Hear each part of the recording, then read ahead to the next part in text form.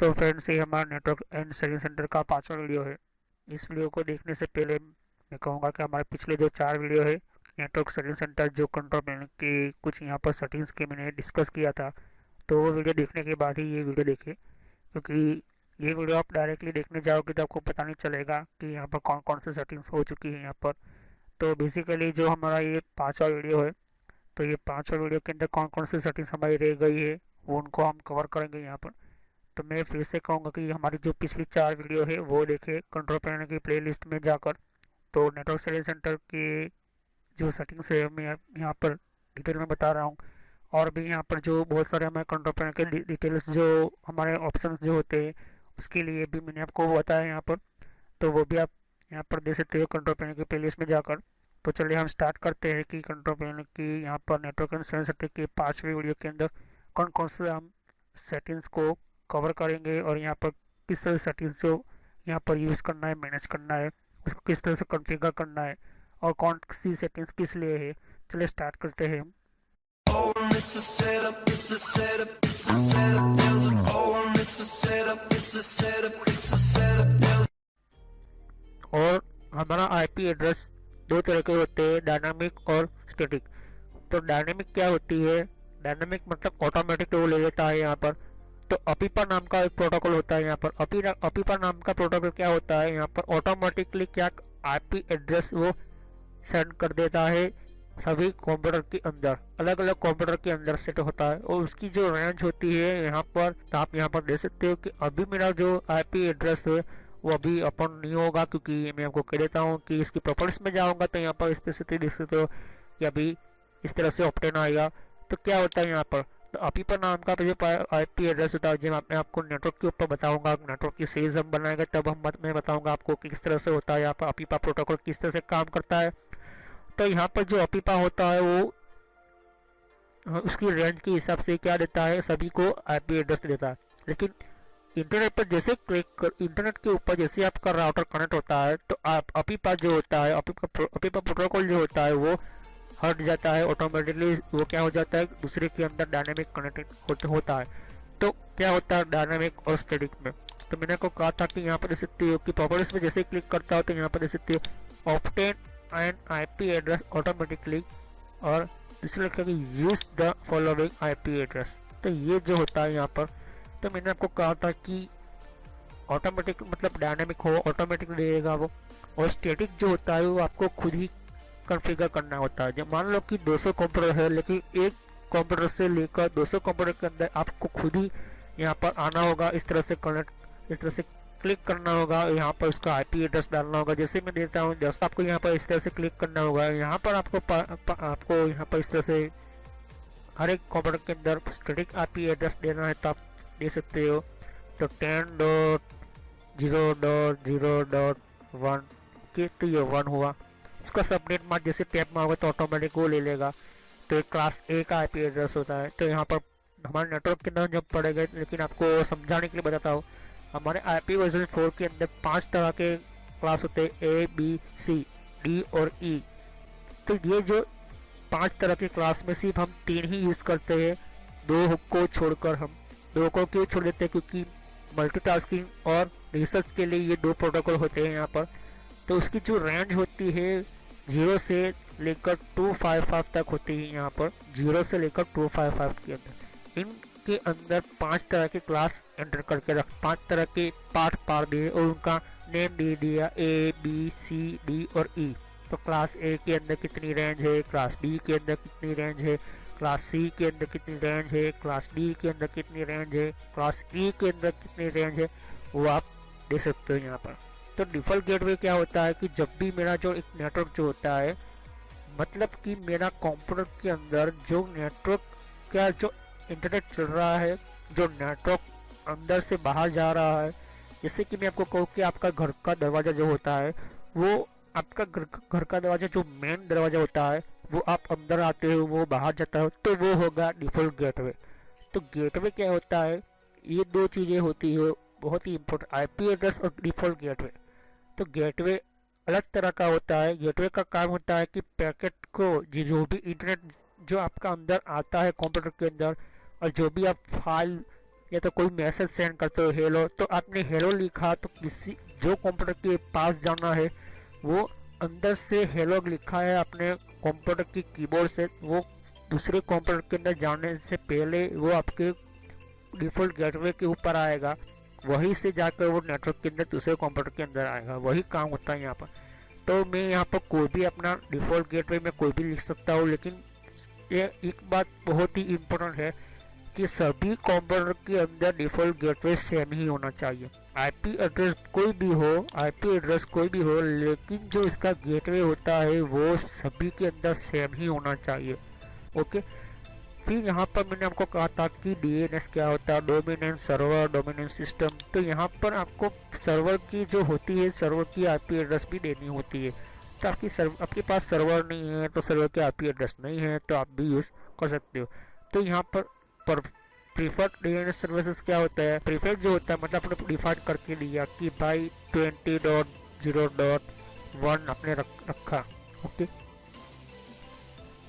लेकिन अल्टरनेट क्या होता है, इन दोनों में फ़र्क होता है। आपने इसको डिफाइन तो कर लिया कि मुझे तो यही चाहिए, लेकिन अल्टरनेट मतलब अगर ये बंद हो जाता है, अगर ये चलता नहीं तो दूसरा उसकी जगह ले लेगा। तो मैंने इसको दिया 20.0.2 के अंदर। ओके, तो यही डीएनएस सर्वर दोनों के अंदर, सभी के अंदर सेम ही होने चाहिए। ओके, तो ये जो चीज़ होती है यहाँ पर ओके करूँगा तो ये हो गया स्टैटिक। मेरा स्टैटिक मतलब मैंने उसको क्या किया, कॉन्फ़िगर किया। कुछ नहीं करना है, आईपी वर्जन पर क्लिक करना है, प्रॉपर्टीज में जाना है, तो ये होता है स्टैटिक। लेकिन मुझे इसको बदलना है, ऑटोमेटिकली करना है, तो मुझे ऑटोमेटिकली करने के लिए सिर्फ यहीं पर क्लिक करना है। इस पर क्लिक करूँगा तो क्या हो जाएगा, कॉन्फ़िगर हो जाएगा ऑटोमेटिकली। और इस पर क्लिक करने के बाद ओके पर क्लिक करना है तो क्या हो जाएगा, वो कॉन्फ़िगर हो जाएगा ऑटोमेटिकली ऊपर चला जाएगा।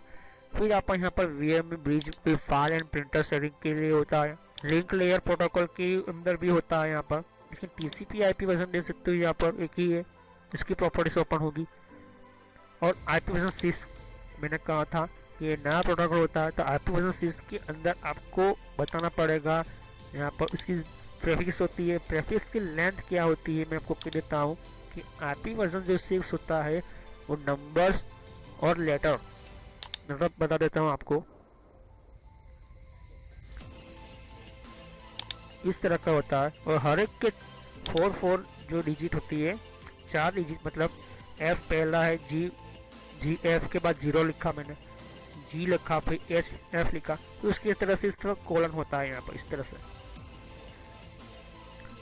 तो 4 डिजिट के बाद इसका कोलन होता है यहाँ पर इस तरह से। तो ये जो होता है आईपी वर्जन 6 हो गया हमारा। तो आईपी वर्जन 6 के जो एक तरह की जो होती है यहाँ पर समझने के लिए आपको पता होना चाहिए कि आईपी वर्जन 6 है ये। तो आईपी वर्जन 6 के अंदर आपको समझना होता है कि ये डिजिट जो होती है वो किस तरह से काम कर रही है यहाँ पर। लेकिन इसको समझने के लिए इसका कोई आईपी एड्रेस का क्लास नहीं है, तो इसको क्लास आप नहीं ढूंढ सकते, उसका क्लास ही नहीं है, क्लासलेस है। उसका क्लासलेस का मतलब यही होता है क्योंकि अगर कोई भी चाहे नेटवर्क, इसको नेटवर्क बढ़ा सकता है, समझा सकता है। तो ये आईपी वर्जन 6 हो गया। और यहाँ पर सबनेट प्रेफिक्स लेंथ क्या होती है, तो जो लेंथ होती है यहाँ पर, उसकी जो लेंथ क्या आपको रखना है रख सकते हैं यहाँ पर।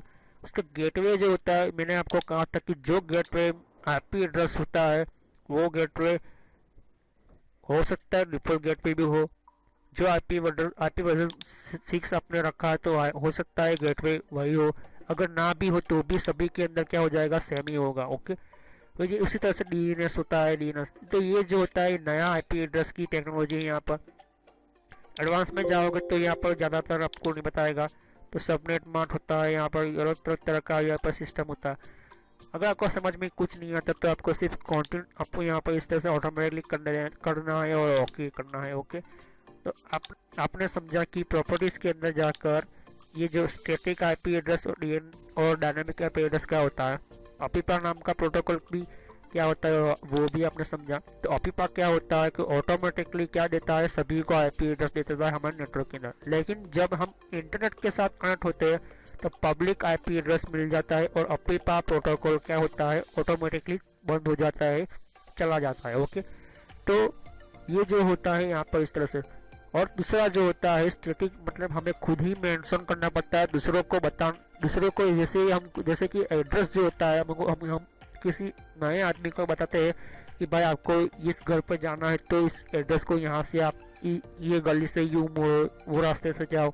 तो ये जो होता है एड्रेस भी यही होता है यहाँ पर कंप्यूटर का भी एड्रेस यही होता है। तो ये जो होता है आपको पता होना चाहिए कि कौन सा आपको यूज़ करना है आईपी एड्रेस, कौन सा क्लास यूज़ करना है, तो डिपेंड है आपके ऊपर।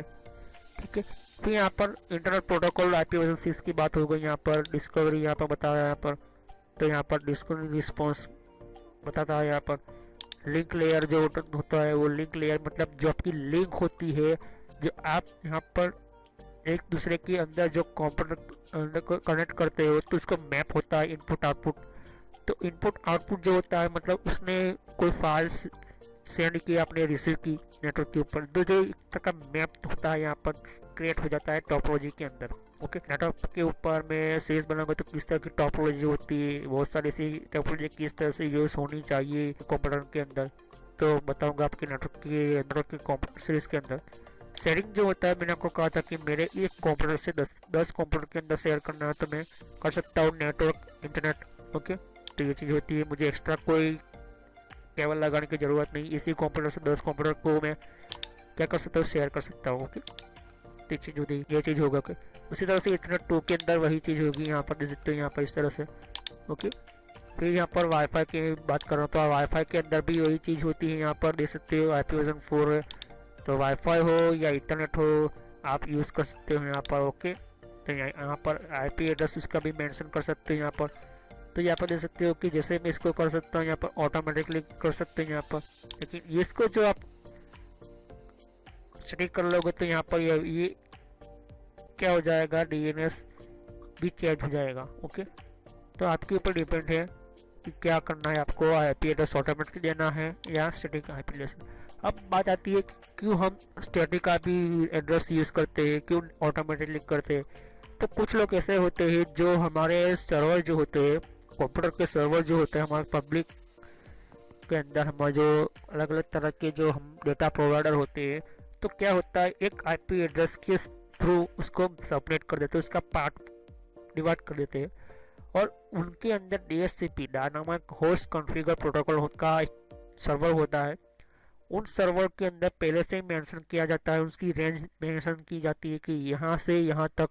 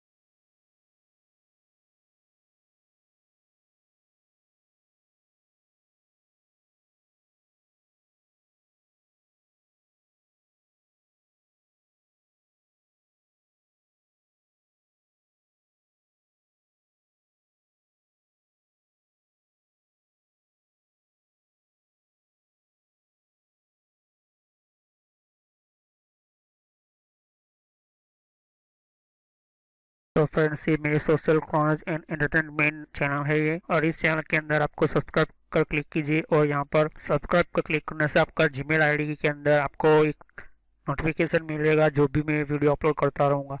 और बेल आइकन पर क्लिक करने से आपको नोटिफिकेशन मिलेगा आपके अकाउंट के ऊपर। आपका जो यूट्यूब का जो सॉफ्टवेयर यूज़ कर रहे हो, जो भी आपका मोबाइल के अंदर आप यूट्यूब चला रहे हो, या तो फिर आपको ब्राउज़र वाइज आप यूट्यूब चला रहे हो, तो भी आपको नोटिफिकेशन मिलेगी। मैं तरह तरह की वीडियो यहाँ पर अपलोड करता रहता हूँ, तो ये हर एक टाइम के अंदर आपको बताता रहेगा कि कौन कौन से आपको वीडियो की नोटिफिकेशन मिले। यहाँ पर प्लेलिस्ट है, तो प्लेलिस्ट पर क्लिक करोगे तो यहाँ पर मेरी सारी प्लेलिस्ट आपको मिलेगी। ये कंट्रोल पैनल की सीरीज़ की प्लेलिस्ट है, तो मैं कहूँगा कि ये सारी पार्ट वाइज है, तो पहले पार्ट वाइज ही ये वीडियो देखे तभी आपको पता चलेगा। और यहाँ पर दूसरी प्लेलिस्ट है, यहाँ पर विंडोज़ की, तो विंडोज़ 10 के अंदर कौन कौन सी सेटिंग्स है, तो ये भी प्लेलिस्ट है। तो सब्सक्राइब पर क्लिक करने से और बेल आइकन पर क्लिक करने से आपको ज़्यादातर नोटिफिकेशन मिलेगी। तो thanks for watching my video.